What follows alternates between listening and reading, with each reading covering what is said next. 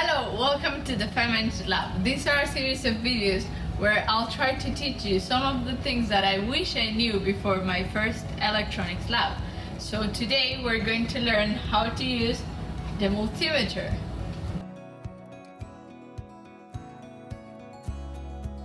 So this is a multimeter. This one can measure voltage, current, and resistance. When you turn it on, you can choose between DC, that will show here, or AC. This time we're going to use DC, so we're going to leave it here.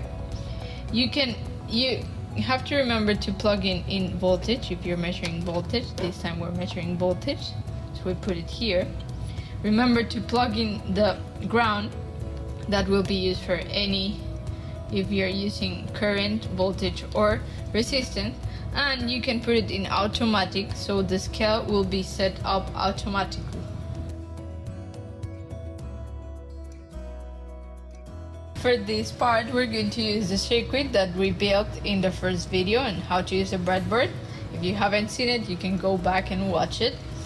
So we're providing 3.3 volts from the power supply. We know it's 3.3 volts that are going into the circuit, and we're going to use the digital multimeter to see this expected 3.3 volts. So first we turn it on, we put it in DC, it's in DC, automatic, and voltage.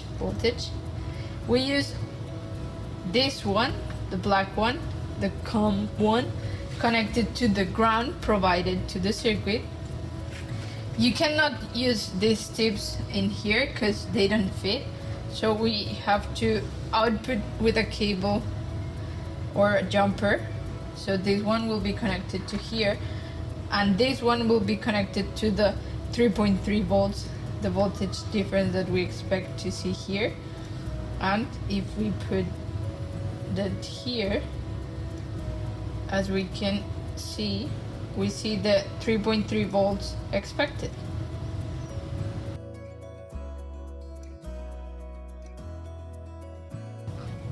So now we're going to do an example of how to measure resistance with the multimeter.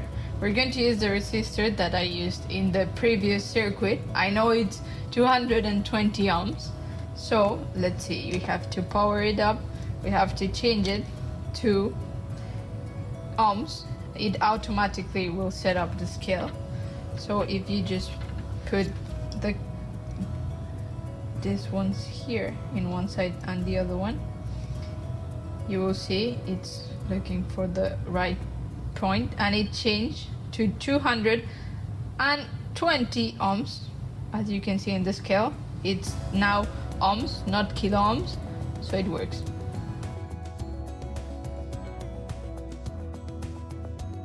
Finally, if you want to measure current, you have to change it to amps, and the plug needs to go either in amps or milliamps. You need to make sure that you know in which scale you're working, otherwise you can damage the multimeter. So now you know how to use the multimeter. Hope this has been useful, and see you in the next video.